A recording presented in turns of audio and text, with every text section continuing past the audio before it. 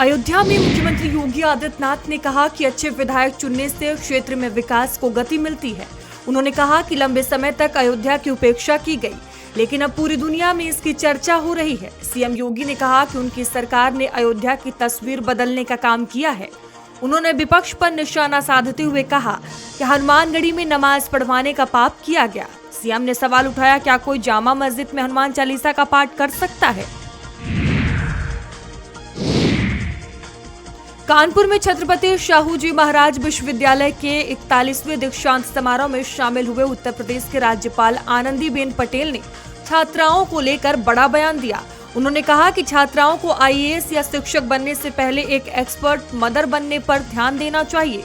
राज्यपाल ने कहा है कि हर महिला को खाना बनाना आना चाहिए और पारिवारिक मूल्यों व मातृत्व को प्राथमिकता देनी चाहिए।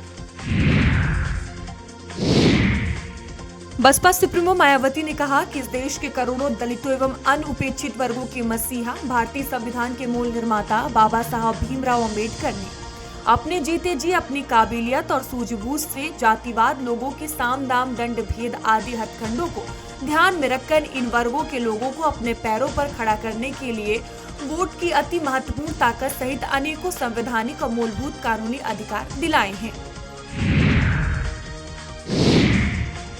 दिल्ली में आम आदमी पार्टी के राष्ट्रीय संयोजक अरविंद केजरीवाल ने सुंदरकांड आयोजन कराने का ऐलान किया।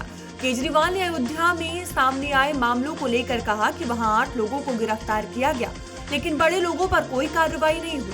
उन्होंने मांग की है कि जिन कंपनियों को ठेके दिए गए हैं उनकी भी जांच होनी चाहिए। मेरठ के ललिता गौतम हत्याकांड से जुड़े मामले में प्रदर्शनकारियों पर हुए लाठीचार्ज को लेकर किसान नेता राकेश टिकैत ने बयान दिया। उन्होंने कहा कि पुलिस को किसी को पीटना नहीं चाहिए। राकेश टिकैत ने कहा कि गिरफ्तारी के बाद मारपीट करना गलत है और कस्टडी में किसी के साथ दुर्व्यवहार नहीं होना चाहिए। उन्होंने पुलिस की ट्रेनिंग व्यवस्था पर भी सवाल उठाते हुए कहा कि पुलिसकर्मियों को बेहतर प्रशिक्षण की जरूरत है। महाराजगंज में बीजेपी प्रदेश अध्यक्ष पंकज चौधरी ने विपक्ष पर निशाना साधते हुए कहा कि यह गंगा की सरकार है, दंगा की नहीं। उन्होंने कहा कि पहले उत्तर प्रदेश की पहचान कट्टा बनाने के लिए होती थी, लेकिन आज यही प्रदेश ब्रह्मोस मिसाइल बनाने की दिशा में आगे बढ़ रहा है। उन्होंने प्रदेश में हो रहे विकास कार्यों को सरकार की उपलब्धि बताया। कानपुर पहुंचे सांसद पप्पू यादव ने पर्चे वाले बाबा को लेकर बड़ा बयान दिया। उन्होंने हमला बोलते हुए उन्हें नकली बताया। पप्पू यादव ने कहा कि वे बिहार के अधिकारों की लड़ाई लगातार लड़ते रहेंगे और जनता के मुद्दों को उठाते रहेंगे। यूपी सरकार में मंत्री भूपेंद्र चौधरी ने सपा अध्यक्ष अखिलेश यादव के बयान पर कहा, निश्चित तौर पर कांग्रेस पार्टी और समाजवादी पार्टी के लिए एक राजनीतिक एजेंडा था, उसमें नमाज ही उनकी प्राथमिकता थी, लेकिन हमारी सरकार ने हमारी परंपरा और हमारी विरासत व आस्था को आगे बढ़ाने का प्रयास किया है। हमारी उस विरासत में और उस आस्था में हनुमान चालीसा का महत्व जग जाहिर है। फर्रुखाबाद पहुंचे पूर्व केंद्रीय मंत्री और कांग्रेस नेता प्रदीप जैन ने प्रदेश सरकार पर जमकर हमला बोला। उन्होंने आरोप लगाया कि मौजूदा सरकार किसान और युवा विरोधी है। प्रदीप जैन ने कहा कि सरकार को हटाने के लिए सभी लोग एकजुट होकर चुनाव लड़ेंगे। सपा के साथ गठबंधन को लेकर उन्होंने कहा है कि इस पर अंतिम फैसला कांग्रेस हाईकमान करेगा। उन्होंने फर्रुखाबाद को अपराकाशी बताते हुए इस ऐतिहासिक पहचान बताया। कांग्रेस अध्यक्ष मल्लिकार्जुन खड़गे ने मेरठ में दलित छात्रा की हत्या के मामले को लेकर सरकार पर निशाना साधा। खड़गे ने सोशल मीडिया पोस्ट में कहा कि इस घटना ने सरकार का दलित विरोधी चेहरा उजागर कर दिया। उन्होंने आरोप लगाया कि जहां पीड़ितों के लिए न्याय की मांग होनी चाहिए, वहां आवाज उठाने वालों को दबाया जा रहा है। खड़गे ने पुलिस कार्रवाई पर सवाल उठाते हुए पूछा कि न्याय की मांग करने वालों के खिलाफ पुलिसिया दमन क्यों किया जा रहा है। भाजपा सांसद तरुण चुग ने जम्मू कश्मीर के लिए राज्य का दर्जा बहाल करने की मांग पर कहा, केवल और केवल ध्यान भटकाने, अपनी नाकामयाबी छिपाने और अपने घोषणा पत्र की वादा खिलाफी पर पर्दा डालने के लिए ये गुपकार गैंग बासी कड़ी में उबाल डाल रहे हैं। अब्दुल्ला साहब, अपना घोषणा पत्र देखें, क्या आपने एक भी वादा पूरा किया? कांग्रेस नेता इमरान मसूद ने राम मंदिर चंदे में हेराफेरी मामले पर कहा, सारा देश समझ रहा है क्या हो रहा है, आस्था के नाम पर क्या हो रहा है, यह देश जान रहा है। कांग्रेस नेता राशिद अल्वी ने राम मंदिर के चढ़ावे में हेरफेर के मामले पर कहा, राम मंदिर के अंदर जो डकैती हुई भाजपा के नेता, भाजपा की सरकार और आरएसएस के नेताओं के बिना ये संभव नहीं हो सकता। इसमें सभी लोग शामिल हैं। अगर ईमानदारी के साथ जांच होती तो इसमें पता चलता कितने बड़े लोगों के नाम हैं। यही कारण है कि प्रधानमंत्री खामोश हैं।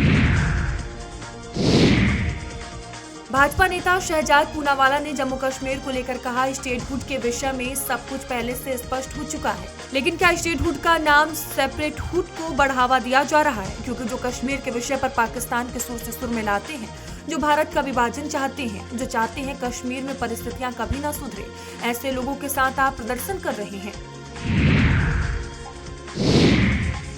भाजपा सांसद डॉक्टर संबित पात्रा ने कहा, महाप्रभु भगवान जगन्नाथ की रथ यात्रा 16 जुलाई को होनी है और पूरा प्रशासन यह सुनिश्चित करने के लिए मिलकर काम कर रहा है यह कार्यक्रम आसानी से हो। इसके लिए मैं प्रशासन का धन्यवाद करता हूं। नेशनल हाईवे 316 भुवनेश्वर और पुरी को जोड़ता है और लाखों भक्त इस रास्ते से आते हैं। हाईवे के एक छोटे से हिस्से पर पानी जमा होने की कुछ दिक्कतें थी, लेकिन जब हमने NHAI अधिकारियों का ध्यान इस ओर दिलाया तो उन्होंने तुरंत कार्रवाई की।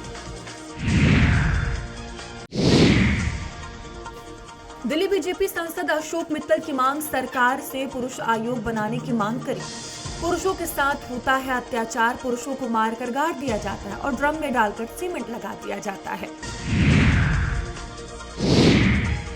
उत्तराखंड के मुख्यमंत्री पुष्कर सिंह धामी ने कहा कि CSR पार्टनर्स के सहयोग से हम सतत विकास लक्ष्यों जैसे कि अच्छी शिक्षा, हेल्थ केयर, स्वच्छता, पर्यावरण संरक्षण और समावेशी विकास को हासिल करने की दिशा में तेजी से आगे बढ़ रहे हैं। शिवसेना नेता आदित्य ठाकरे ने कहा, उनकी धमकी केवल विपक्ष के लिए नहीं है, उनकी धमकी हर उस व्यक्ति के लिए थी जो राष्ट्र में या प्रदेश में सवाल पूछते हैं। अगर कोई सवाल पूछने की हिम्मत करते हैं तो उनके खिलाफ ये धमकी थी। वे इन धमकियों के माध्यम से यही प्रयास कर रहे हैं कि वे भाजपा नेताओं को दिखाएं कि वो कितना ज्यादा लायक हैं भाजपा के केंद्र में बैठने के लिए।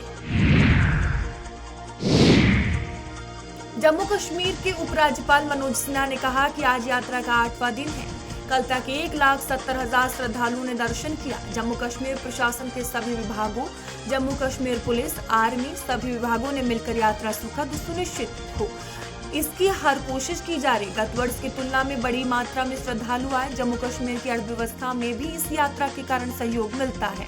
मैं उम्मीद करता हूं कि व्यवस्था को और गति मिलेगी।